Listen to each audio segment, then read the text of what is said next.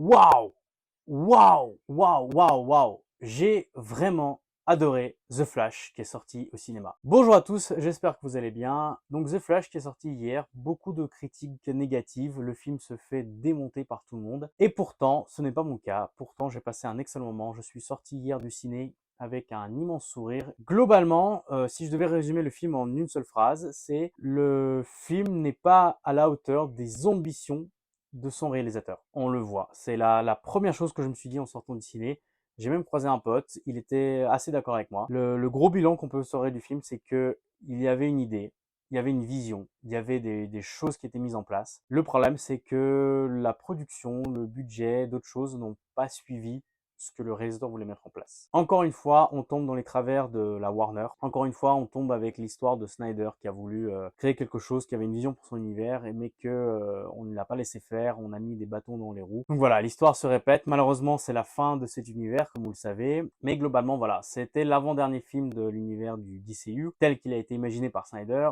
Le prochain film à suivre, ce sera Aquaman. Mais ce Flash, honnêtement, de mon point de vue, ne mérite pas le bashing qu'il est en train de subir. Les railleries, les moqueries. C'est un film qui a énormément de bonnes idées, qui était ambitieux, qui était parti sur la bonne voie, mais que la production chaotique, les différentes casseroles à droite à gauche, les bâtons dans les roues ont fait que on a un produit qui n'est pas fini. On n'a pas un produit mauvais, on a un produit pas fini. Donc le film commence tout de suite après les événements de la Justice League Snyder Cut. Il y a une toute petite phrase dans le film qui indique que ça se passe dans la Snyder Cut. On suit le personnage de Barry Allen qui travaille étroitement avec la Justice League et surtout Batman. En même temps, il essaie de gérer sa vie professionnelle autant que analyse de labo et en même temps, il essaie de gérer sa vie personnelle, sachant qu'il suit de près le procès de son père qui a été accusé de la mort de sa mère. On le voit ça dans la Justice League. Sa mère a été assassinée, on a accusé son père se retrouve en prison et Barry est totalement désemparé parce qu'il doit gérer tout ça. Et à un moment donné, lors d'une mission de sauvetage, il découvre qu'il peut voyager dans le temps, mais il peut contrôler le voyage dans le temps. Si vous vous souvenez, dans la Snyderverse, il arrive à revenir dans le temps parce qu'il bouge très vite. Il arrive à ralentir le temps et il revient dans le temps pour sauver les Motherbox. Ici, il découvre un nouveau système. En fait, il peut courir très vite, il arrive dans un sort de hub temporel, une sorte de sphère comme c'est très visuellement c'est très beau d'ailleurs, une sorte de sphère où il peut gérer où est-ce qu'il veut aller et dans quel univers il veut aller. Donc en fait, la temporalité, il y a différentes variables, il arrive à le gérer et il s'est dit bah tiens, je vais changer le petit détail qui fait que toute ma vie est foirée, c'est la mort de ma mère et l'accusation de mon père. Donc il décide de revenir dans le temps, modifier un tout petit détail avec une boîte de tomates. Il se dit bah tiens c'est bon, mes parents seront en vie, tout ça. Et au moment où il revient dans le présent, il y a un incident et il se retrouve en tir à mi-chemin et il découvre qu'il rencontre lui à 18 ans. Donc dans les années 2013. Tout n'est pas passé comme prévu, donc en fait oui ses parents sont en vue, mais il a créé un monde où il n'y a plus de méta-humains, donc il n'y a plus Superman, il n'y a plus Aquaman, il n'y a plus Cyborg, il n'y a plus Wonder Woman. Et en même temps vous avez le général Zod qui débarque, donc c'était le méchant qu'il y avait dans Man of Steel, ils doivent retrouver Superman parce qu'ils disent il y a que Superman qui peut arrêter le général Zod. Et au moment où il essaie de retrouver tout le monde, ils se rendent compte que personne n'existe. Par contre, Batman existe. Et en fait, ils vont au manoir Wayne et ils découvrent que Batman, dans cet univers-là, n'est pas Ben Affleck, comme lui l'a connu, mais Michael Keaton. Donc le Batman des années 90 sous la direction des films de Tim Burton. Et ensemble, ils essayent de retrouver Superman pour arrêter le général Zod. Je ne vous spoil rien, ne vous inquiétez pas, c'est tout ce qu'on voit dans la bande-annonce. C'est d'ailleurs par ça que je vais commencer. Pourquoi les bandes-annonces spoilent tout? On avait une bande-annonce qui est sortie, on avait déjà tout le film qui était présenté dès les premières minutes. On voit que Batman, c'est Michael Keaton. On voit que Superman, c'est une fille, donc c'est Supergirl. On voit le retour du général Zod. Je ne sais pas qui est le mec de chez marketing, mais c'est dommage parce que, pour exemple, No Way Home, jusqu'à la dernière minute, ils avaient montré qu'il n'y aurait pas les 3 Spider-Man, donc vous pouviez garder certaines surprises. Là, le film a totalement été spoilé dès le début. Donc, je vais aussi tout de suite revenir sur la polémique du film. Tout le monde a démonté les effets spéciaux, tout le monde a dit que c'était dégueulasse, que c'était horrible, que mon Dieu, c'était un bouilli CGI. Alors, je vais être clair et net avec vous. Oui, je suis d'accord. Les effets spéciaux sont pas finis. Les effets spéciaux sont pas moches, ils ne sont pas finis. Comme je l'ai dit au début de la vidéo, en fait, on a l'impression que le film était en production, il était sur des bons rails, et qu'au milieu, à un moment donné, ils ont dit, bah non frère, on t'a promis 150 millions de dollars, en fait, on aura que 100. Donc les 50 millions qui sont derrière, tu te démerdes. Tu fais ce que tu veux, tu te démerdes, on va pas te les filer. C'est un excellent film. Je pense que vous l'aurez donné, il manque 2 ingrédients, c'est l'argent et un Snyder derrière en production qui chapeaute tout. Vous auriez eu une pépite incroyable. Malheureusement, on n'a ni l'un ni l'autre et on a un produit qui est fini à 70%.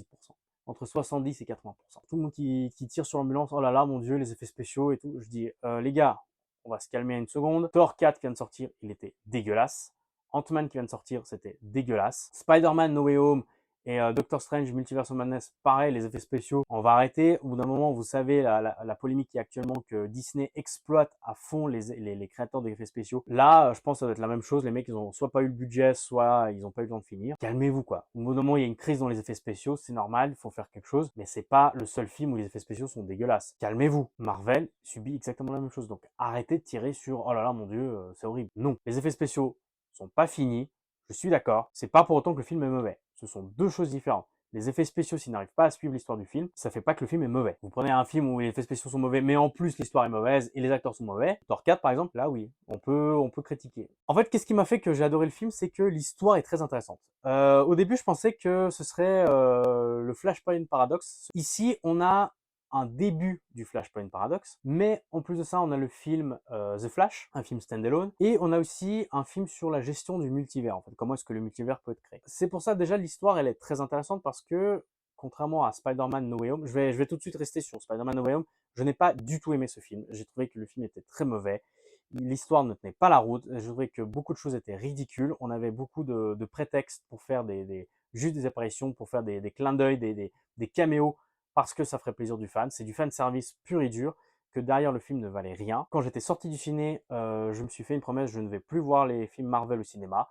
C'est ce que j'ai fait. Depuis 1 an et demi, je ne vais plus voir les films Marvel au cinéma. J'attends qu'ils sortent sur Disney Plus US. Petit coup de VPN, je les regarde. Et pour l'instant, je ne regrette pas parce que quand je vois les dernières productions, bah, j'ai bien fait de garder ma thune, pour être honnête. The Flash essaie de faire des choses intéressantes et je trouve qu'il mérite notre attention, ou au moins il mérite qu'on s'attarde sur lui. En fait, pourquoi je parle de ça, c'est que l'histoire de Flash est très intéressante. Évidemment, on parle tout d'un sentiment humain. Je veux sauver la vie de mes parents, je veux que mon père n'aille pas en prison, je veux que ma mère reste en vie. Évidemment, on a tout de suite de l'empathie envers le personnage qui veut sauver ses parents. Le fait qu'il se retrouve avec son ancien, donc lui plus jeune, est intéressant parce qu'à un moment donné, ils exploitent la découverte des pouvoirs de Flash. Plutôt que faire un film Flash standalone, ils ont utilisé ce moment-là pour que justement Barry Allen vieux apprenne à Barry Allen jeune à utiliser ses pouvoirs. Ce qui est très intéressant, c'est une séquence assez amusante, il y a plein de sketchs qui sont drôles, je trouve, qui permettent un petit peu de mettre en avant la personnalité de Barry, de découvrir un petit peu ses pouvoirs, de montrer qu'il était présent déjà pendant les événements de Man of Steel, de Batman v Superman.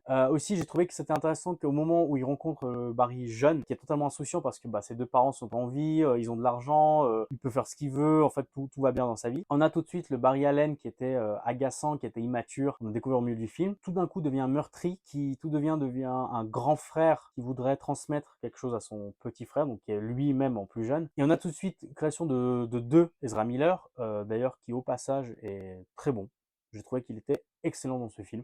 Il gère parfaitement bien les deux rôles. On a ces deux Barry Allen, sachant qu'on a deux personnalités totalement différentes. Et je trouvais que c'était très bien géré, très, très intéressant, très bien développé. On essaie d'exploiter cet univers à mort en se basant sur le concept de et si. Donc vous connaissez déjà ce what if qui était le MCU. Et si on revient dans le temps et que Flash ne soit pas le même. Et si on revient dans le temps, on crée un multivers où Superman n'est pas un mec mais une fille. Et si on revient dans le temps et que Batman n'est pas Ben Affleck mais c'est un Batman de Michael Keaton. Ou si c'est Superman joué par un autre acteur célèbre. On a cette idée qu'il y a une alternative, que le multivers c'est une alternative à d'autres choses. Là où par exemple les films comme Spider-Man No Way Home, j'ai trouvé que c'était et aussi. Tiens, on a Spider-Man, et aussi on a Tobey Maguire, et aussi on a Andrew Garfield, et aussi on a les anciens méchants. Et aussi on a Doctor Strange. On a une accumulation parce que on veut faire du fan service. Et en fait pour moi c'est pas le problème n'est pas du fan service, c'est le problème c'est comment est-ce que vous l'amenez. Dans Flash, on amène tout ça de façon intéressante et cohérente, c'est que Batman l'explique d'ailleurs très très bien. Je trouvais que c'était une excellente idée. Il explique le multiverse et le voyage dans le temps avec des spaghettis. C'est une idée très simple. Ça prend 2 minutes dans le film, mais c'est génial. En fait, ça marche super bien. Il explique que, vous savez, si vous avez regardé les séries Marvel, on explique que le multivers, donc en fait, vous avez une temporalité, vous avez une seule ligne temporelle, et qu'en fait, à chaque fois qu'un personnage fait une déviance, ça crée une nouvelle temporalité, ça crée une nouvelle branche d'un arbre qui va dans un autre sens. Ici, on explique différemment, on explique que le temps, en fait, c'est comme un spaghetti, et que dès que tu changes un événement, en fait, ça pivote, et ça crée pas un nouveau futur, mais ça crée un nouveau passé. Que, en fait, la temporalité est totalement variable, et il n'y a pas un point culminant, et que tu reviens dans le passé, on n'a pas tous le même passé. C'est qu'en fait, tout ce point de pivot change totalement tout l'univers et toutes les possibilités. En fait, on le voit dans la sphère, quand Barry court dans une sorte de sphère, la sphère temporelle, c'est une sorte de hub temporel, et lorsque tu fais une décision tu es au centre d'une sphère et que, en fait, lorsque tu choisis une direction à gauche, par exemple, bah, ton passé, c'est à droite et en fait, ça prend une autre possibilité de fonction, que en fait, le temps va dans les deux sens. C'est un concept qui est très intéressant, nouveau, qui explique mieux les choses. Petites idées comme ça, des concepts intéressants qui sont exploités. Le film, d'ailleurs, est très émouvant sur ça. Quand Barry voyage dans le temps, il rencontre sa mère, il a des interactions avec elle, on y croit vraiment. Que vous imaginez un gamin qui a perdu sa mère à l'âge de 6 ans, il en a 28, il arrive à retrouver sa mère, il arrive à la toucher, il arrive à lui faire un câlin. De prendre ces décisions difficiles d'avoir que il doit prendre une décision sur le temps qui aura des répercussions aussi bien sur son futur mais que sur son passé. J'y crois émotionnellement, je suis attaché dans le film. Pas comme non, je peux pas aller à la fac, mes copains, pareil, oh là là, mon Dieu, Doctor Strange efface la mémoire de tout le monde, mais en fait non, ça va créer un multivers. Moi, désolé, à aucun moment j'y prends ça. Il y a aussi un moment de bravo pour les Batman, j'ai trouvé. Au tout début du film, il y a une grande course-poursuite avec Batman qui je trouvais incroyable. J'ai trouvé que c'était super bien fait. La moto de Batman, j'ai envie d'avoir la même. Vraiment, elle est ouf avec plein de gadgets et tout. Le Batman de Michael Keaton avec son énorme logo jaune et son bat costume, plaisir de voir, qui pareil utilise différemment de Batman. On voit d'ailleurs dans le style de combat, il n'utilise pas du tout les mêmes aptitudes que Batman de Ben Affleck. Alors oui, on l'a rendu un peu plus agile malgré le fait qu'il soit vieux, mais on l'explique un peu dans le film pourquoi. On explique certaines choses, qu'il a un bat costume qui est par balle. Personnellement, ça m'a pas choqué pour être honnête. J'ai vraiment eu plaisir de voir Michael Keaton. J'ai trouvé que ça marchait, ça fonctionnait pour moi. Comme je l'ai dit, Ezra Miller au top, vraiment. C'est dommage qu'il se traîne toutes ces casseroles, mais parce que je trouve qu'il se démerde. On voit que le mec, c'est son film, il se donne à fond. Une chose, évidemment, c'est comme je l'ai dit, ce qui manquait, c'est Zack Snyder. On sent que la patte de Zack Snyder manque. On sent qu'on essaie de singer Zack Snyder, que le réalisateur essaie de dire, bah en fait, on va faire du Zack Snyder et tout. Zack Snyder, c'est un artiste. J'aime beaucoup ces films. Si vous ne connaissez pas, bah, je vous recommande évidemment Man of Steel, Batman v Superman en version longue, la Snyder Cut, Watchmen.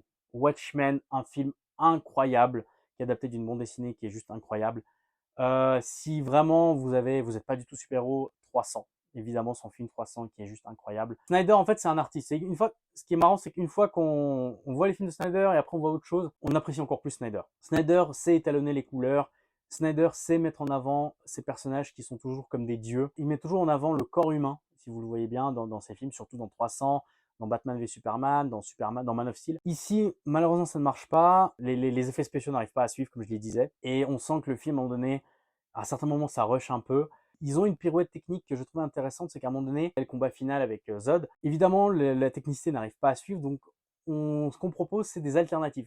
On se dit, plutôt que faire un gros combat final, on se dit, bah non, on va faire un truc, ah ça marche pas, bah attends, on refait un autre parce qu'on peut voyager dans le temps, on fait un autre truc. Encore une fois, le film, c'est une grosse frustration parce que, comme on a eu avec la Snyder Cut, comme on a eu avec Batman v Superman, on sent qu'il y a des artistes, il y a des gens, ils veulent faire des choses, ils ont juste pas les moyens. Qu'à un moment donné, il y a trop de paramètres qui les gênent. Et je vais être honnête avec vous, ce genre de film, je les préfère largement à des produits aseptisés. Entre voir un mec qui a essayé de faire quelque chose, qui avait des idées, qui avait une vision, qui s'est dit, bah tiens, je vais essayer de faire ça, je vais essayer de mettre ça en avant, je voudrais développer cette idée, que les effets spéciaux, oui, ils sont moches, mais on s'en fout à la limite, c'est pas grave. Il a essayé de faire des choses, bah ça, je vais le garder plus, je vais en garder un meilleur moment, je veux donner mon argent et mon temps à ces gens-là qui ont essayé de faire des choses, plutôt que de voir des produits aseptisés où on engage des réalisateurs qui nous font tous les mêmes films. Warner, j'ai une dernière requête à vous dire, à vous donner. Voyez les résultats que vous avez. Quand vous donnez la chance aux artistes, ça rapporte largement plus. Vous voulez que je vous donne des exemples? Le Joker. Vous avez donné à Todd Phillips carte blanche, vous lui donnez de l'argent. Vous avez vu ce que ça a fait le Joker. Ça a ramené un Oscar, ça a ramené 1 milliard au box-office. Voilà. Nolan, vous avez donné votre chance à Nolan. Il a ressuscité Batman. Il a littéralement ressuscité Batman. Batman dans les années 2000, c'était ringard.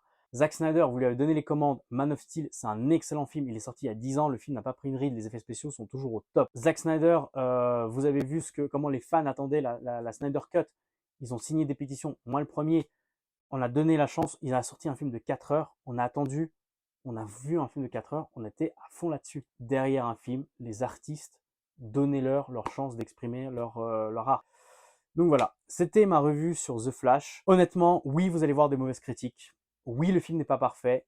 Mais honnêtement, j'ai passé un excellent moment. Je regrette amèrement que cet univers soit fini. Je ne sais pas ce que va donner celui de James Gunn. Je vous encourage à aller voir ce film, de vous faire votre propre avis. J'ai passé 2 heures et demie, j'ai pas vu le temps passer. J'étais à fond dans l'histoire. C'est ça le truc, c'est que j'ai pas été visuellement dans le film.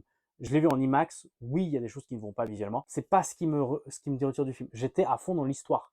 J'ai suivi des personnages qui avaient des enjeux, qui avaient des motivations. Oui, il est mieux que Black Adam. Oui, il est mieux que certaines autres productions Marvel ou DC, donc dont notamment Shazam 2. Allez voir ce film pour lui donner une chance de s'exprimer, de vous faire vos propres opinions et surtout montrer que on veut ce genre de film. On veut avoir des mecs à qui on donne le droit d'utiliser un personnage, à qui on donne patte blanche, le budget et qui peuvent en faire quelque chose, qui peuvent essayer de travailler avec.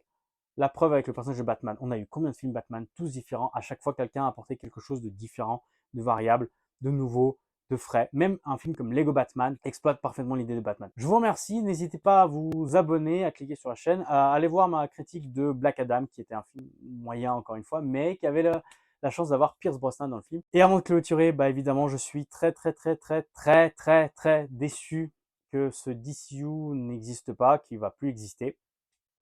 Peut-être que je vais faire une vidéo sur l'exploitation de ce DCU.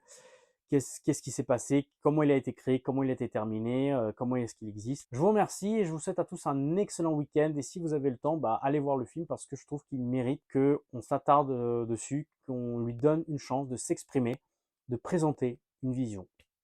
Merci et ciao.